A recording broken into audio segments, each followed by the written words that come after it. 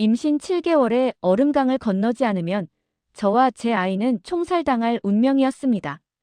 4년 전 그날 밤, 저는 영하 20도 두만강 위를 기어가며 단 한 가지만 생각했습니다. 이 아이만은 자유로운 곳에서 태어나게 해주세요. 거기서 움직이면 쏜다.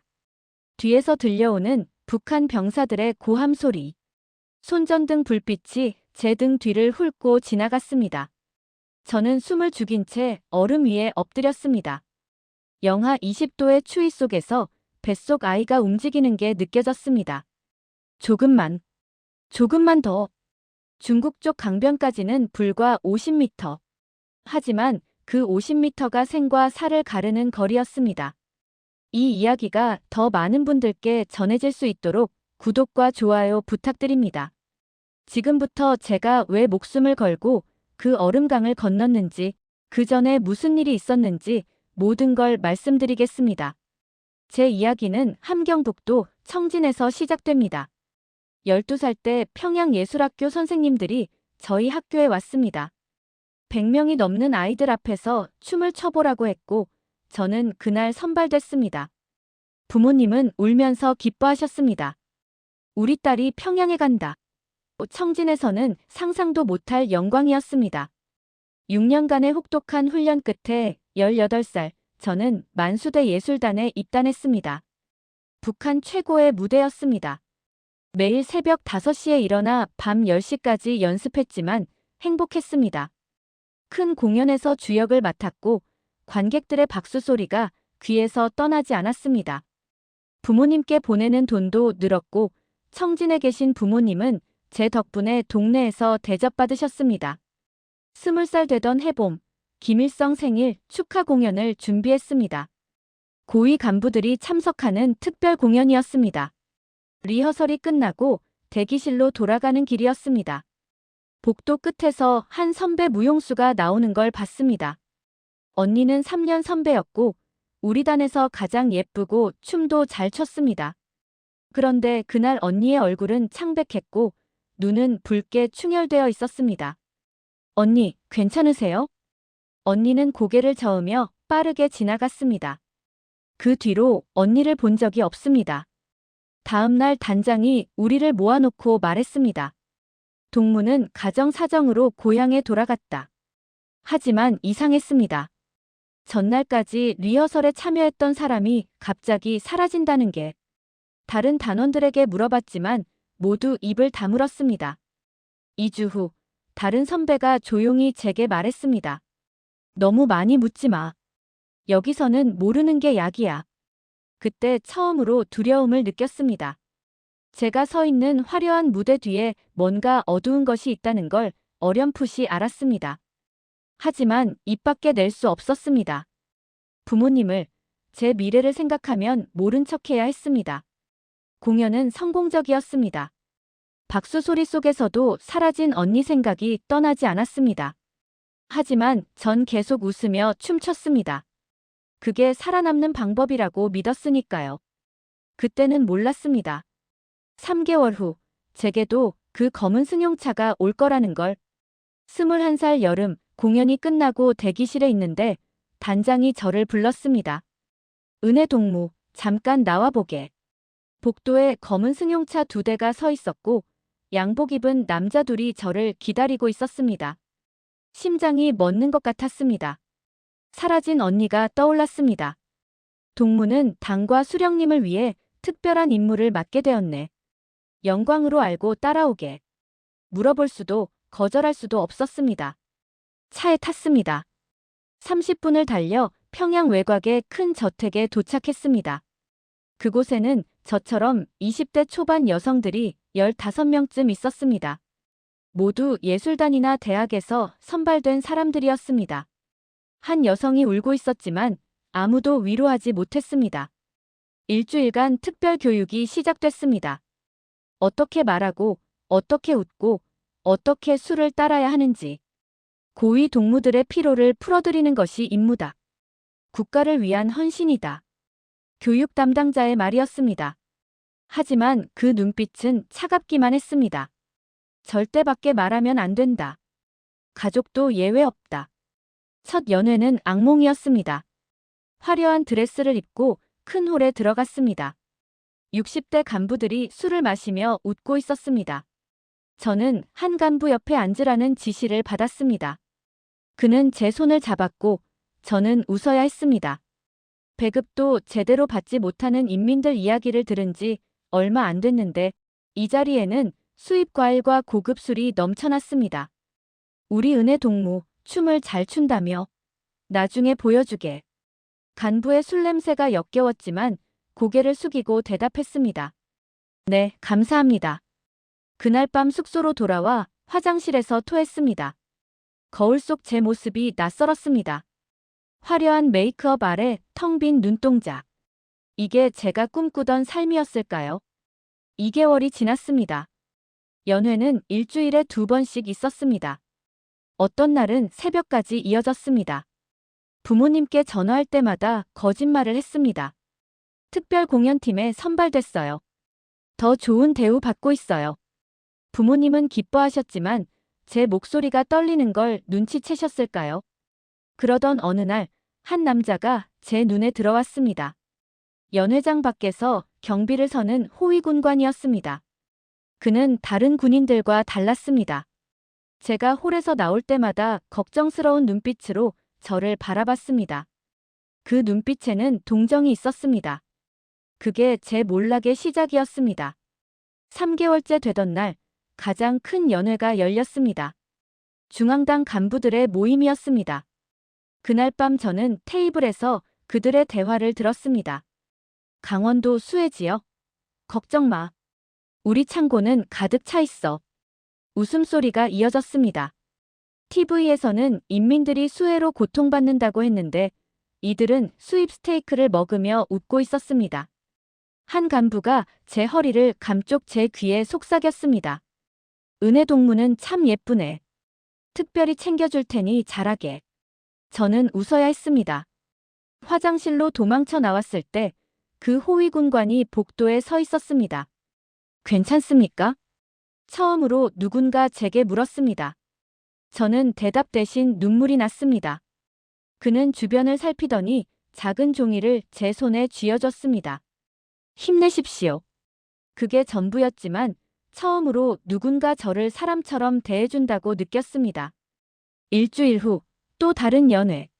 한 간부가 술에 취해 소리쳤습니다. 인민, 그놈들은 먹여 살려주는 것만으로도 감사해야 해. 다른 간부들이 제지했지만 너무 늦었습니다. 저는 그 순간을 잊을 수 없습니다. 부모님이, 청진에서 배급받으려 줄 서던 이웃들이 떠올랐습니다. 석 달이 지나면서 연회는 더 자주, 더 늦게까지 이어졌습니다. 새벽 3시까지 계속되는 날도 있었습니다.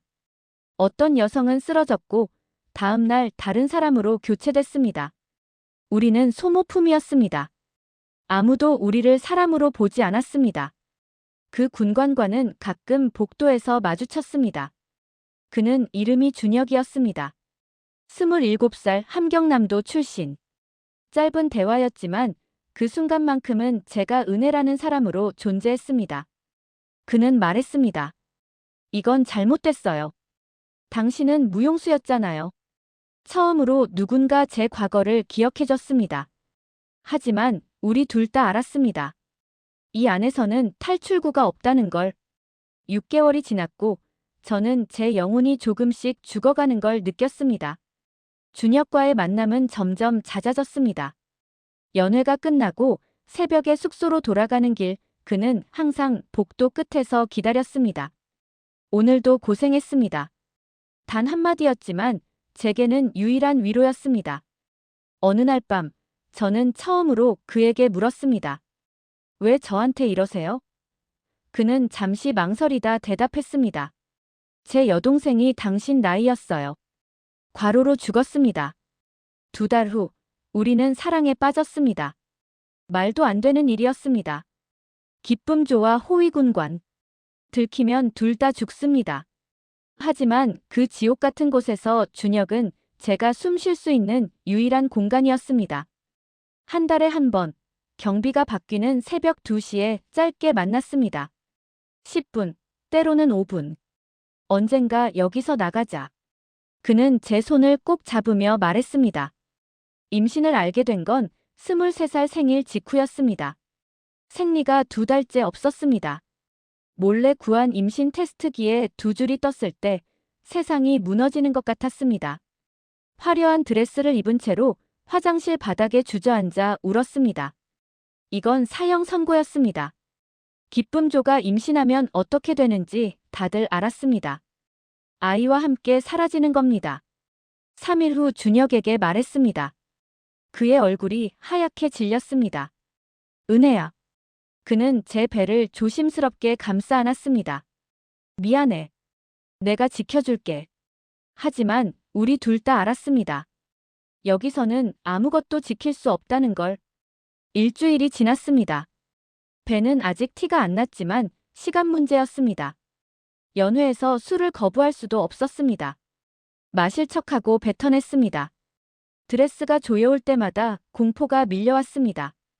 1달, 길어야 2달 안에 들킬 겁니다. 준혁이 말했습니다. 탈출하자. 중국으로 넘어가자. 저는 고개를 저었습니다. 불가능해요. 평양에서 어떻게? 하지만 그는 이미 계획을 세우고 있었습니다. 화물차를 이용해 함경도까지, 그 다음은 국경까지. 성공 확률 10%도 안 됐습니다. 하지만 남은 선택지는 하나였습니다. 도망치거나 죽거나. 2주 후 그 선택을 할 시간조차 없어졌습니다. 준혁이 체포됐다는 소식을 들은 건 새벽 4시였습니다. 숙소 관리원이 급히 깨웠습니다. 긴급 집합이다. 모두 나와. 우리는 군용 트럭에 실려 어디론가 갔습니다.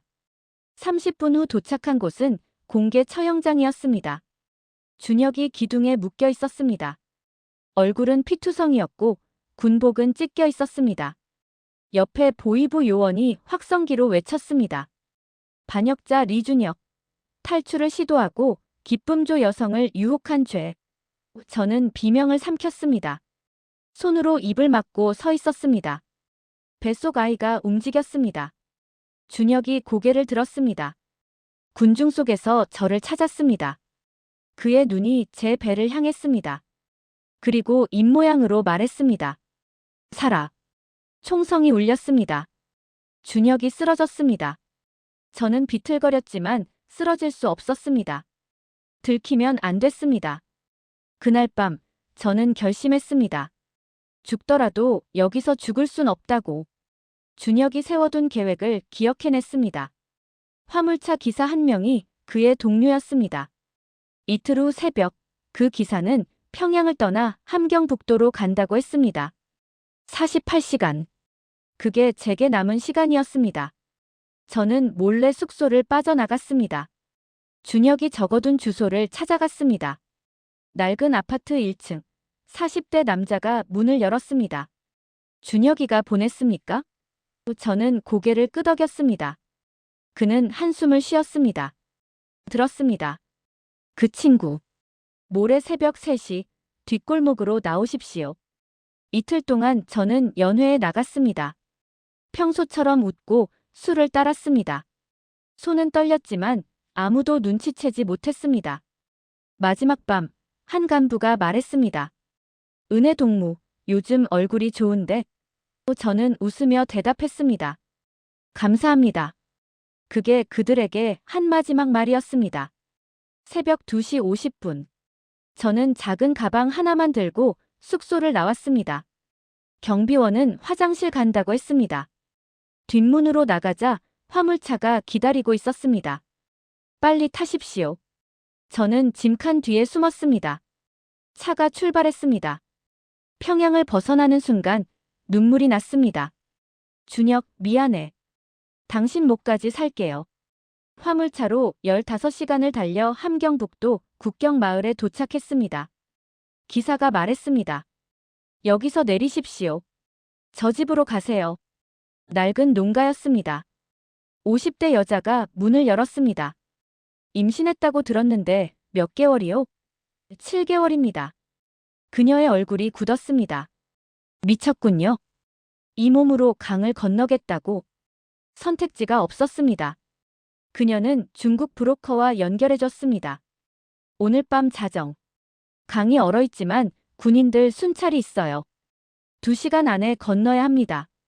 비용은 $300. 준혁이 몰래 모아둔 돈이었습니다. 제 손에 쥐어진 마지막 선물. 자정이 됐습니다. 안내인과 저, 그리고 또 다른 탈북자 남자 둘. 총 4명이 어둠 속으로 걸어갔습니다. 두만강이 보였습니다. 얼음이 하얗게 빛났습니다. 기어가세요. 서면 안 됩니다. 불빛 보이면 멈추세요. 안내인의 지시였습니다. 저는 무릎을 꿇고 얼음 위를 기어가기 시작했습니다. 배가 얼음에 닿을 때마다 아팠습니다. 미안해, 우리 아가. 조금만 참아. 손은 얼어붙었고 무릎에서 피가 났습니다. 50m를 갔을 때 뒤에서 불빛이 보였습니다. 거기서 움직이면 쏜다. 북한 순찰대였습니다. 안내인이 소리쳤습니다. 뛰어. 지금. 하지만 저는 뛸 수 없었습니다. 배가 아이가. 저는 계속 기어갔습니다. 총성이 울렸습니다. 얼음이 깨지는 소리가 들렸습니다. 함께 가던 남자 하나가 비명을 지르며 물에 빠졌습니다. 은혜씨, 빨리. 안내인이 중국 쪽에서 손을 뻗었습니다. 10m, 5m. 손전등 불빛이 제 등을 비췄습니다. 쏘겠다. 저는 마지막 힘을 다해 기어갔습니다. 안내인의 손이 제 팔을 잡았습니다. 잡았어요. 그가 저를 끌어올렸습니다. 중국 땅이었습니다. 뒤에서 총성이 계속 들렸지만 더 이상 쫓아오지 않았습니다. 국경선이었으니까요. 저는 얼음 위에 쓰러졌습니다. 숨을 쉴 수 없었습니다. 배를 만졌습니다. 아이가 움직였습니다. 살아있었습니다. 살았어. 우리 살았어. 눈물이 얼음을 녹였습니다. 하지만 이건 시작이었습니다. 중국에서 한국까지 아직 6,000km가 남아있었습니다. 중국에서 석 달을 숨어 지냈습니다. 임신 9개월이 됐고 브로커는 말했습니다. 더 기다릴 수 없어요. 지금 가야 합니다. 태국까지 가는 여정은 악몽이었습니다. 버스, 도보, 또 버스. 배는 터질 것 같았지만 멈출 수 없었습니다. 태국 국경을 넘은 지 이틀 후 진통이 시작됐습니다. 한국 대사관으로 가는 중이었습니다. 병원. 브로커가 급히 차를 세웠습니다. 태국 병원 응급실에서 아이를 낳았습니다. 남자아이였습니다. 3.2kg. 처음 울음소리를 들었을 때 저는 웃으면서 울었습니다. 준혁아, 우리 아들이야. 닮았어. 일주일 후 아기를 안고 한국 대사관 문을 두드렸습니다. 탈북자입니다. 도와주세요.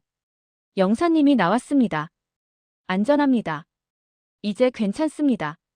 그 말을 듣는 순간 저는 바닥에 주저앉았습니다. 몇 달 만에 처음으로 안전하다고 느꼈습니다. 한 달 후 인천공항에 도착했습니다. 대한민국 땅을 밟았을 때 다리에 힘이 풀렸습니다. 아기를 꼭 안았습니다. 여기가 자유야. 내가 태어날 곳이야. 하나원에서 3개월을 보냈습니다. 한국말을 배우고 사회 적응 교육을 받았습니다. 힘들었지만 이제는 두렵지 않았습니다. 지금 저는 서울에서 살고 있습니다. 작은 원룸이지만 제 집입니다. 아들 준서는 이제 3살입니다. 어린이집에 다니고 친구들과 놀고 자유롭게 웃습니다. 제가 꿈꿨던 모든 것입니다. 마트에서 원하는 걸 사고 밤에 불을 켜고 말하고 싶은 걸 말합니다. 이 모든 게 기적입니다. 가끔 준혁 생각을 합니다. 그가 본 마지막 모습은 총 앞에 선 제 모습이었을 겁니다. 하지만 저는 살았고 아들은 자유 속에서 자라고 있습니다. 아빠는 영웅이었어. 언젠가 준서에게 말해줄 겁니다. 북한에 계신 부모님 생각도 합니다. 연락할 방법이 없습니다. 하지만 언젠가 꼭 다시 만날 거라 믿습니다. 그때까지 저는 이 자유를 지키며 살겠습니다. 여러분, 자유는 공짜가 아닙니다. 누군가는 목숨을 걸었습니다. 이 이야기를 기억해 주세요. 그리고 여러분의 자유를 당연하게 여기지 말아주세요. 감사합니다.